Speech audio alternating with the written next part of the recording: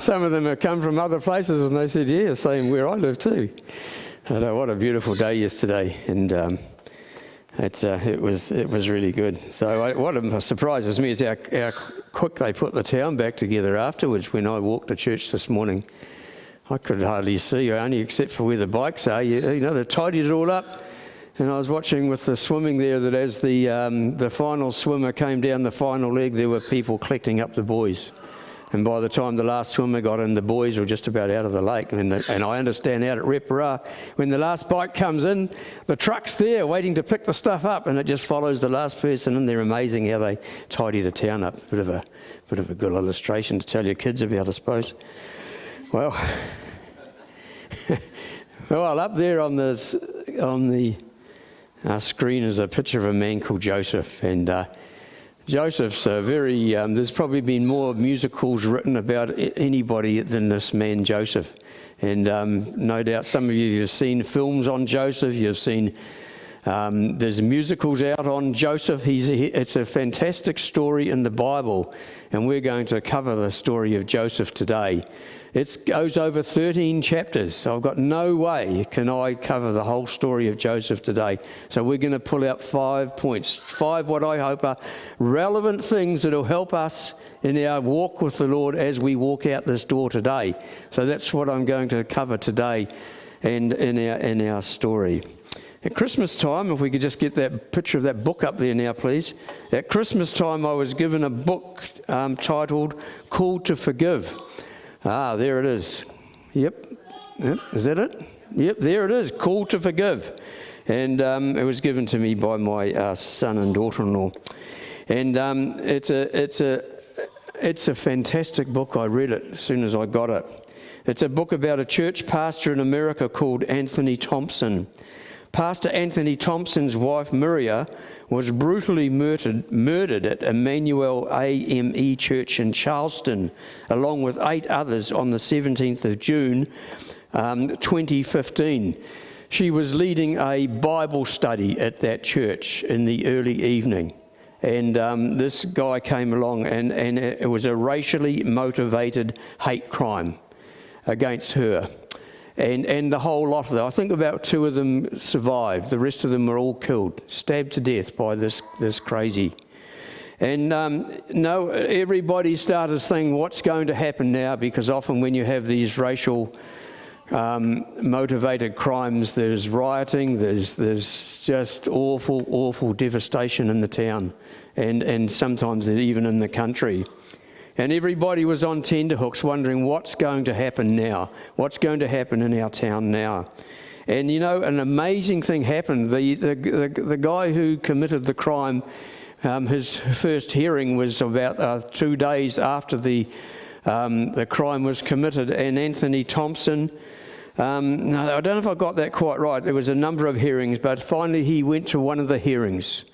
And this is what he did. He stood in front of the killer. He forgave him, and then he offered him the hope of the gospel of Jesus Christ. And he then not only said that and then just wiped his hands of him, he actually continued to follow him up and visit him in prison. What an amazing man. And this book is about how he came to that decision. So it's not just a book about his story.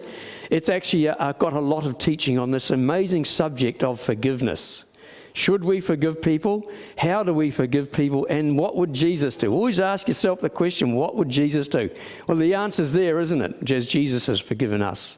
He's forgiven us for everything we've done. And to put my message in a nutshell right now, I could sit down after this. Just as Jesus has forgiven us, so we are to not hold grudges against other people, and we're to forgive them. And that is the crux of my message today, but I've got another 25 minutes to fill that in. So, there was no problems in the town, by the way. There was no there was no rioting, there was nothing. It just all went quiet. And the man's been committed to prison, non-parole, not ever going to get out of prison. He's in prison for his life. And he's still to this day, I understand, non-repentant. He said he'd do it again. Oh my goodness me. Sad story.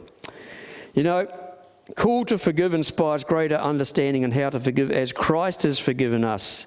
to be released from the slavery of unforgiveness. Notice that word, slavery of unforgiveness. Ephesians chapter 4 and verse 32 says this. It says, "Be kind and compassionate to one another, forgiving each other just as Christ forgave you." That is the instructions to all of us here today. And that's a verse we could well do to remember. Many years earlier, there was a man called Joseph who also showed us how we should forgive those who have harmed us. And this story is a wonderful illustration of a man who did exactly what God would have wanted of him. He learnt to forgive, and he did forgive. His story is in the book of Genesis, chapter 37 to 50. 13 chapters. 25 minutes. Oh, that's a challenge, isn't it? 13 chapters in 25 minutes. The reason we're talking about Joseph, by the way, today is because he's in the Hall of Fame of Hebrews chapter 11. And then we're going through the book of Hebrews, and we're actually trying to cover off as many as we can of the people in the Hall of Fame of Hebrews chapter 11. And this is what it says in Hebrews 11. In verse 22, it says, "By faith, Joseph, when his end was near," he was an old man, "spoke about the exodus of Israelites from Egypt and gave instructions concerning the burial of his bones." At the end of the story we're having today, you'll understand a bit more about what that verse means. But that's why we're talking about Joseph today. He's in the Hall of Fame as a great man of faith. So we've got a brief overview of Joseph's life. He lived to be a very old man. And up there we have the overview on years. Birth to 17 years is covered in Genesis 30. Chapters 24 to 37. And Joseph, I've written down here, lived in a somewhat dysfunctional home. He lived in a somewhat dysfunctional home. His father's name was Jacob. My previous message was about Jacob. His father's name was Jacob and his mother's name was Rachel. In years 17 to 30 years, covered off in Genesis 37, chapters 37 to 41. His years then were not good years. Life was tough for Joseph. He became a slave. He had unfair accusation, and also he ended up in prison. So they weren't happy years for him. They were tough years, really tough years. But 30 years to his death, and that was a lot of years. Joseph, I've written, got here, last 80 years were years of prosperity and reward under God's blessing. Joseph went through the tough times, and guess what? If you're going through tough times today, you're going to get through them. Joseph got through his, and you will get through yours as well. Joseph had opportunity to get even with his brothers, and we're going to see what horrible people they were in a minute, to ruin them forever. He could have done it. He could have dealt with them. He could have had them executed, but he didn't. He loved them despite what they'd done for him, and we're going to look at that today. Instead, he blessed his brothers, he protected and he forgave them and their families, and he provided for them. What an amazing man. It just reminds us of exactly what Jesus would do for us. Isn't that incredible? So let's look at some 5 points now on the life of Joseph. Now, first thing we're going to look at is favoured son and hated brother. Favoured son, hated brother. In Genesis chapter 13, the home in which Joseph was raised was comprised of a family filled with angry and deceitful people. Notice it's interesting thing here is his father's first name was the deceiver. Isn't it? That's sad, isn't it? It got passed on down the generation. And even though Jacob had reformed and he'd now become a man of God, unfortunately some of the traits that went through into his family. Jacob made it very clear that Joseph was his favoured son, and that was a bit of a crazy thing to do. And he did that by giving his Joseph, in the day, if your father gave you a very expensive multicoloured coat, it showed that you were the man, you were the one, you were the favoured one. And it showed that Joseph was the favoured son. The reason for this was that he was the son of his favourite wife, Rachel. Sounds a bit strange, doesn't it, having a favourite wife? Favourite wife. Well, in those days they had favourite wives. We won't go into that today. So it was his favourite wife. He had two wives, and he had two wives. He had a favourite one and a not so favourite one. Anyway, it was the son of his favourite wife, Rachel. His brother's jealousy turned into resentment and hatred, and we read about this in Genesis 37. Joseph's brothers had come to despise their younger brother. There was hatred in the family, so severely that they could not even speak a kind word to him. They couldn't even do that. Add to the problems we read in Genesis 37, 5-8, that Joseph was also he was a dreamer, and he had these dreams. And that's okay to have these dreams, but he was then went ahead and told his brothers and his father what the dreams were about. And that didn't help the situation at all, because in his dreams, the brothers were bowing down to him, and he was their ruler. Can you imagine a young brother telling his older brothers, the whole 11 of them, hey, you guys, one day I'm going to be your ruler and you're going to be bowing down to me. Now, they already hated him, so this didn't help. So, this is the family that he grew up in. Things weren't good. Now, sometimes after this, Joseph's brothers went to look after their father's sheep. They were sheep farmers, as they were in those days. And Jacob, unwisely, really knowing how things were in the family, asked Joseph to go and check on his brothers. Now, they had the sheep a long way away, day's journey away. They must have had a lot of land. And as soon as they saw Joseph coming, the brothers said, it's the dreamer. They called him the dreamer. It's the dreamer, let's kill him. And that was the extent of their hatred. They said, let's kill him. But Reuben, the oldest, who'd had a bit of a checkered career before, but it looks like he's getting a bit older and a bit more mature, he said, let's just throw him in the pit and leave him there. And his plan was he was going to go back and get him out.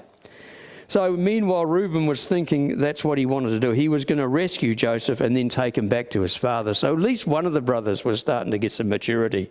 And we read about this in chapter 37, 21-22. The brothers actually agreed, listened to their older brother. And when Joseph arrived, they didn't kill him. And what they did is they stripped him of his flesh coat. They hated that coat.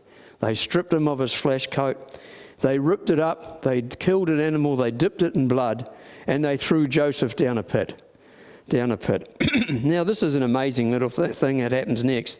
The brothers then sat down to eat a meal. Goodness gracious me. They've just virtually, one, they were going to try and kill their brother. Secondly, they threw him down a pit, and who knows what was going to happen to him. They've now ripped up his coat, and they sat down and had a meal. Now, most of the time when you're going to sit down and have a meal, if you're really stressed and unhappy or got terrible things happening in your lives, it's very hard to sit down and have a meal, isn't it? It's good to be able to, it's just very difficult. But Joseph's brothers, they were just hardened, cold, horrible men. And they sat down. And while they were sitting down having a meal, they saw a big caravan of traders come along. And one of them said, we will sell Joseph to become a slave. And they sold Joseph as a slave. They got 20 pieces of silver for him. And as I say, after that, they ripped up his tunic, killed an animal, dipped it in blood, and they went back home and they lied to their father. And they said, look, Dad, look what we found. We found Joseph's tunic. It looks like he's been killed by a wild animal. And they lied to their father, and it broke their dad's heart.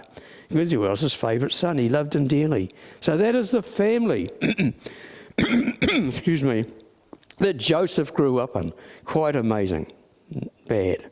What a family. Now, there's a couple of lessons here I'd like to have. I'm going to have our lessons as we go through today. And the first lesson is regard Jacob. He was actually unwise. He showed a number of unwise decisions. The first unwise thing he did was give Joseph that flesh coat.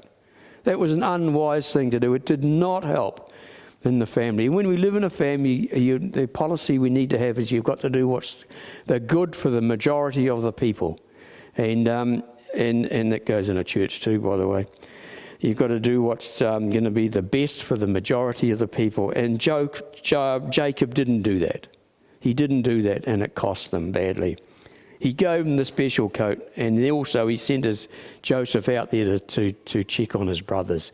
Now he lacked wisdom. If we need wisdom in life, we need to either talk to people or even better ask God for wisdom. The next thing is regards Joseph. It will become apparent in the next part of our story that despite Joseph's family life, Joseph already knew right from wrong. We're going to see that in the next story. He had a relationship with God. Isn't that amazing? Brought up in that family. He had a relationship with God and wanted to live a life that would be pleasing to God. Joseph already had many fine qualities, and the lesson we can learn from that is that just because your circumstances are not great when you're young, should not hold you back from fulfilling everything that you want and need to do in your life, or God wants you to do, or you would like to do. And you read of so many stories of people in the world today that have had a really tough start in their lives, but they've gone in and they've achieved wonderful and great things. And so we shouldn't let that be a hindrance to us. Sure, it's going to affect us. Hopefully we're going to learn some things from that. But, with Joseph, because of his family circumstances weren't pleasant, but it didn't hold him back. And he already knew God. He already had a relationship with God, and he was allowing God to control his life. The next thing is we're going to look at the major thing that happened in Joseph's life is about temptation. There's not a person, including Jesus Christ, who has not faced temptation. Anyone here not faced temptation? We've all got temptation in our lives, and we're all tempted on different things. And one thing that might be a temptation to you may not be a temptation to me, and vice versa, and that's how it is. There's not a single person who has ever lived except Christ who hasn't had temptation in their lives, and Joseph was no exception. When Joseph got to Egypt, Potiphar, who was a high-ranking government official in charge of security, a very powerful man in Egypt, he bought Joseph, and Joseph became a slave in Potiphar's home. And I'm just going to read some verses. In Genesis 39, 7-20, it says, "Now Joseph was well built and handsome." Wow, well built and handsome. "And after a while his master's wife took notice of Joseph and said, 'Come to bed with me.' But he refused." Fantastic. "With me in charge," he told her, "my master does not concern himself with anything in the house. Everything he owns he has entrusted to my care.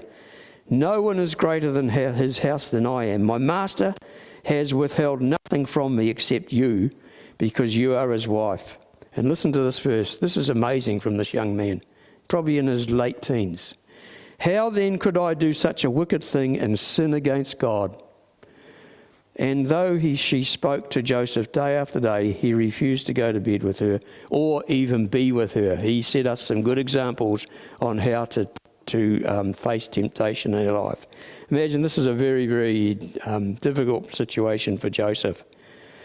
Joseph based his decision on two things. First, he didn't want to betray his boss, Potiphar. He just didn't want to do that. He knew that it was wrong.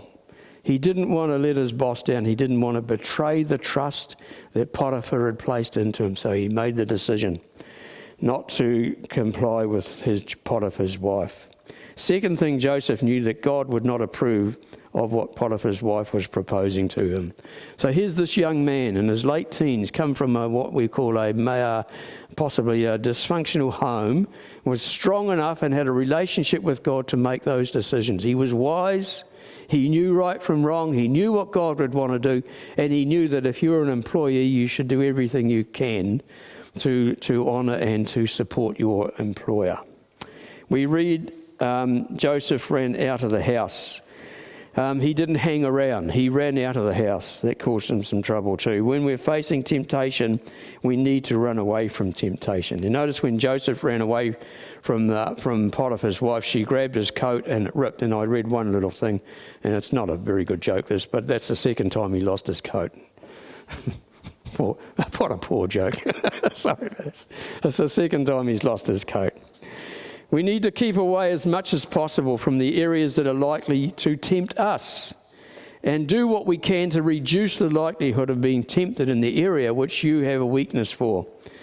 Try to eliminate the problem. You can't eliminate it fully. It may mean changing the settings of allowable stuff on your computer. You can do that. You can go into your computer and you can change the settings, and that'll stop anything coming through on your computer that you shouldn't really be looking at, or it's not going to be helpful for you to look at. You can go and you can do that on your computer. It may mean just getting up and going and doing something else rather than staying in the place where you possibly could be tempted. It may mean that you don't become the treasurer for the church or the rugby club if you're inclined to be tempted to put your hand in the till. Just don't take that job on. It's obviously not your thing. Don't do it. I had a supervisor who got the sack because when on night shift, when no one else was round, he thought, he watched porn sites on the work computer. He was just not suited to working night shifts. He couldn't be trusted with the responsibilities that went with it. And he needed to get a day-only job when there's lots of people around. And that's what happened. Do you know that there are ways where bosses can know what you're watching on your work computer?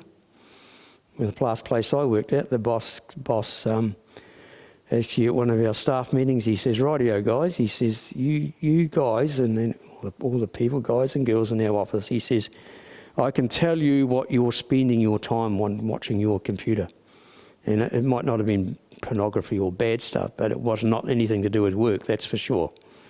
You know, it might have been the Herald website on the news, the local news.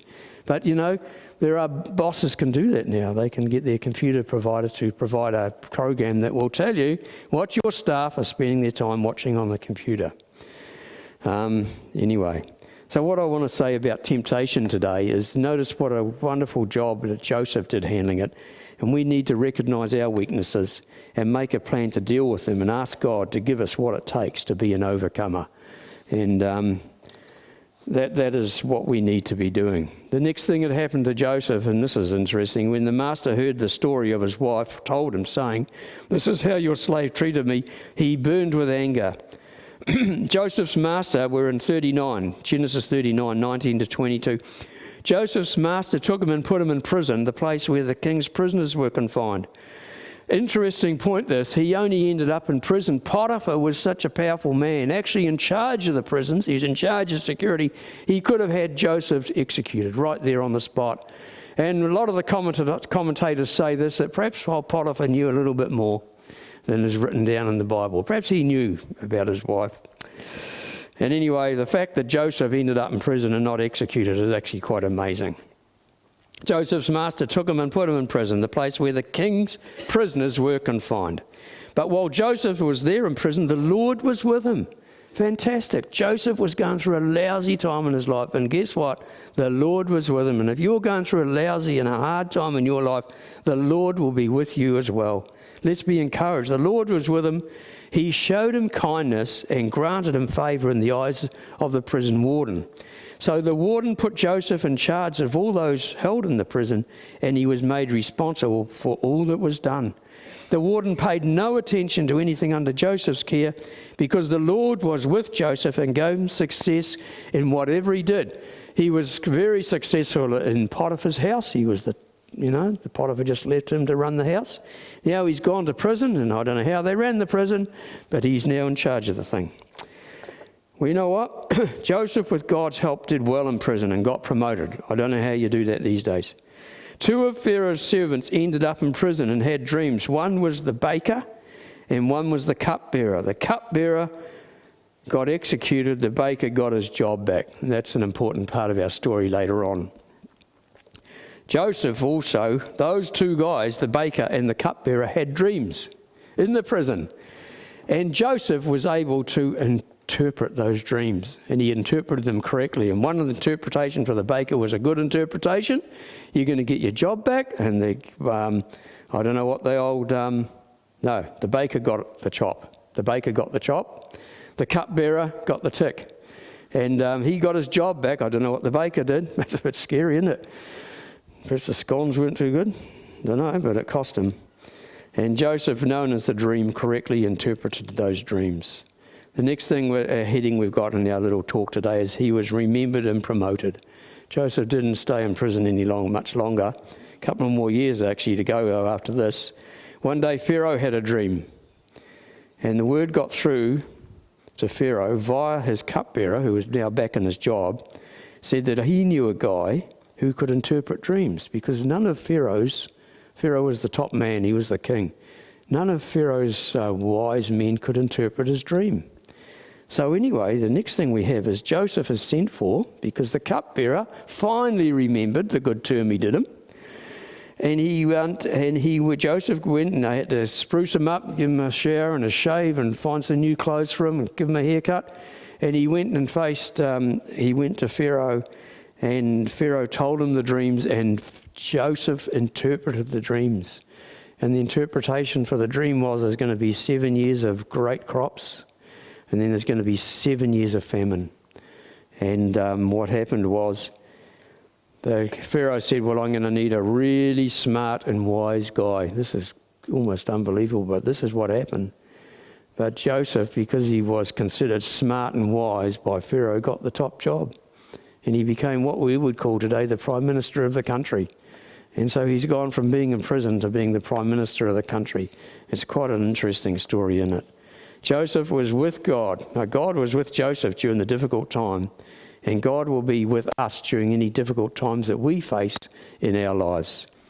Joseph impressed those around him even though his circumstances were poor. Whenever our circumstances are, we should give it our best endeavours.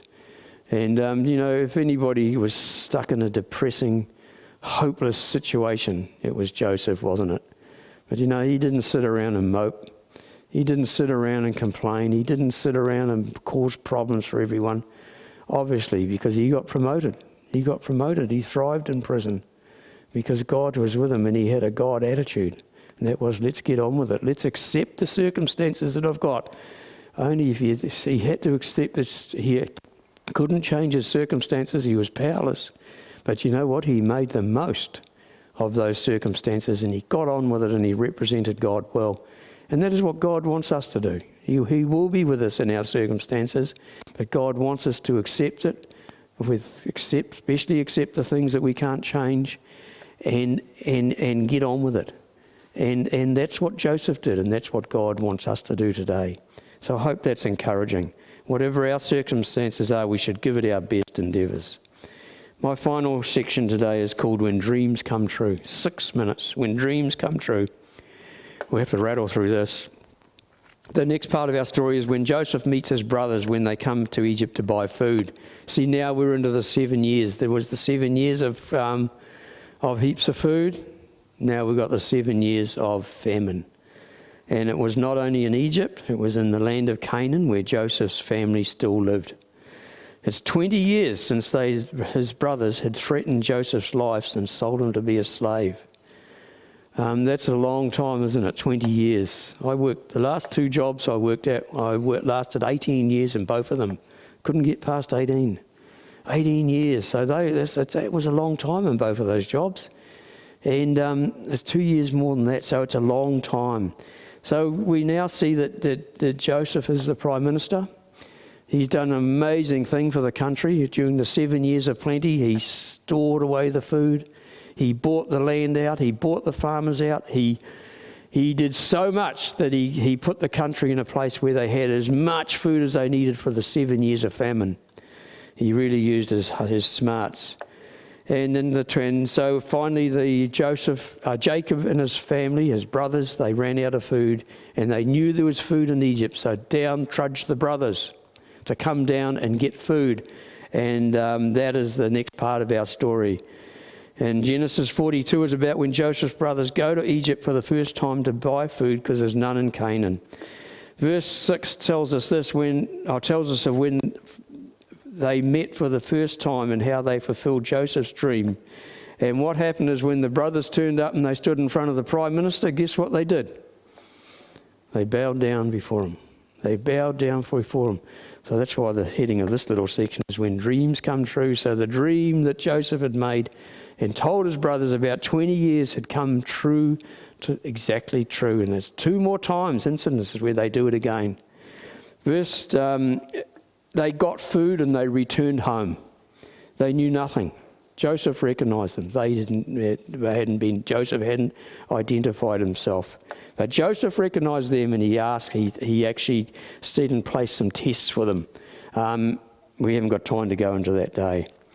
Genesis 43 is about the second trip to Egypt as they needed more food. Verse 28 of 43 tells us that the brothers bowed down to Joseph yet one more time. Genesis 45:3 is interesting, and it's one some of the commentators say that it's possibly one of the most outstanding most outstanding statements in the Old Testament, where Joseph said to his brothers, I am Joseph. He identified himself to his brothers. I am Joseph, who they thought they were never going to see or hear of again. And this is what he said to them. He said, I am Joseph. And then he followed up by saying, is my father still alive? Can you just imagine the scene? Just imagine the scene.